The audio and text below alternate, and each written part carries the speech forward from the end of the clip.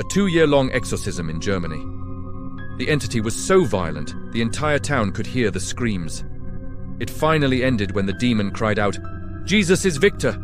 and vanished.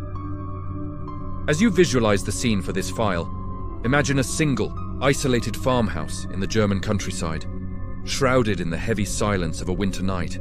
Suddenly, the darkness is torn apart as a bright, blinding, supernatural light erupts from an upstairs window, shattering the glass and showering the ground below with shards, marking the violent departure of an unseen force.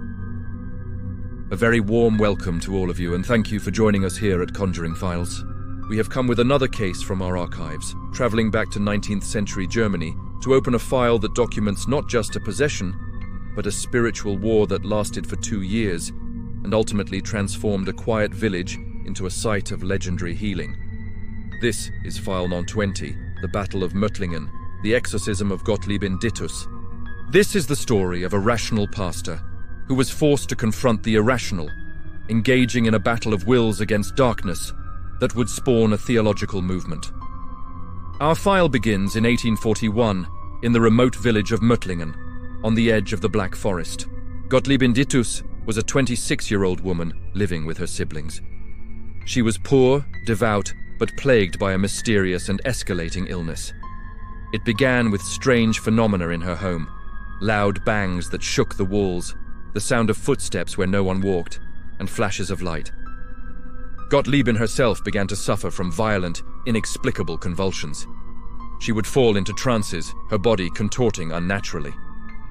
Most disturbingly, witnesses, including doctors and neighbors, reported that she would vomit strange objects: bucketfuls of blood, rusty nails, glass shards, and old iron pieces. Objects that had no business being inside a human body. The local Lutheran pastor, Johann Blumhardt, was initially skeptical. A man of theology and reason, he hesitated to attribute these events to the supernatural. However, after witnessing the phenomena firsthand and seeing the utter despair of the Dittus family, he realized this was beyond medical aid. He did not perform a traditional ritual with holy water or Latin incantations. Instead, Blumhardt engaged in what he called a fight of prayer. He visited the house constantly, sometimes daily, simply praying, "Lord Jesus, help us," against the manifestations. The entities speaking through Gottliebin were defiant, mocking the pastor and claiming they were multitudinous. The battle was grueling. It dragged on for 2 agonizing years, physically draining the pastor and terrifying the community, who could often hear the unearthly commotion coming from the Dittus house. The turning point came in late 1843.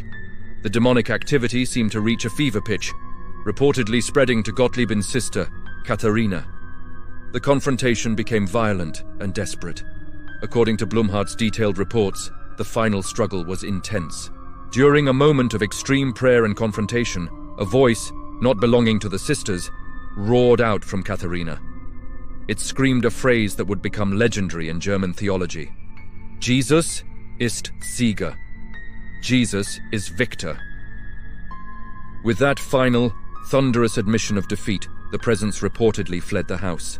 The glass in the windows was said to have shattered from the force of the exit, and a strange peace descended upon the home.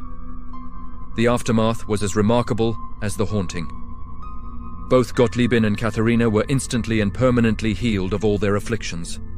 Gottliebin, who had been an invalid, later worked in Blumhardt's household and lived a healthy life. But the effects went further.